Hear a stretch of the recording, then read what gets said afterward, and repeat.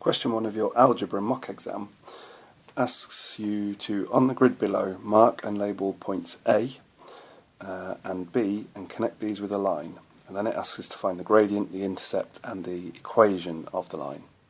So first of all, let's mark our 2 points. We're going to mark point A. Now this tells us that point A sits at 1 minus 10. So that means at position 1 on the x-axis and minus 10 on the y-axis. So there's 1 on the y-axis, on the x-axis, and there's minus 10 on the y-axis. So we're going to mark it right there.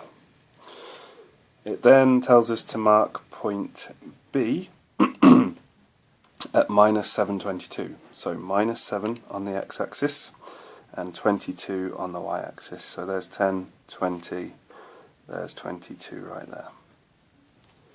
It then tells us to join these two up with a line, which we'll do now. So I'll join point A and B together.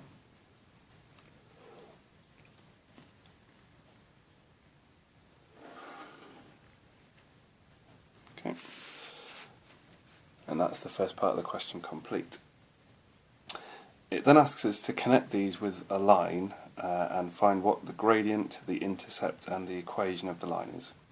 Well, first of all, we need to remember that the formula for a straight line is y equals mx plus c, where m is the gradient and c is the intercept. And all straight lines that we draw on a graph will have this formula. First things first, let's find the intercept because that's nice and easy. So let's find c. Our value for c, if you remember, comes from where the line crosses the y-axis. Now this crosses the y-axis at this point here, and this point here is minus 6. So these squares are going up in 2's on the y-axis. 2, 4, 6, 8, 10, and it crosses over at 6. So we can confidently say that the intercept equals minus 6. Remember, it's minus 6 because it's on the negative part of the y-axis.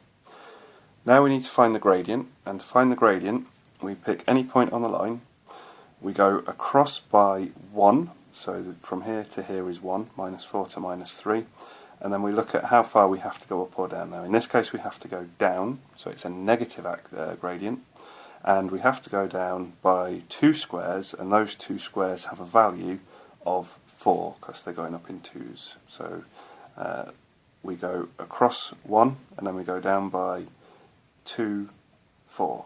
So therefore the gradient is minus 4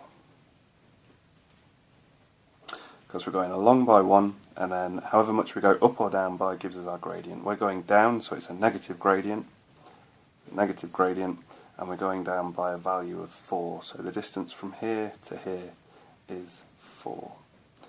So there we have our intercept and our gradient, and then we just need to put these into our formula, our straight line formula. So we can say that this line has the formula y equals minus 4x.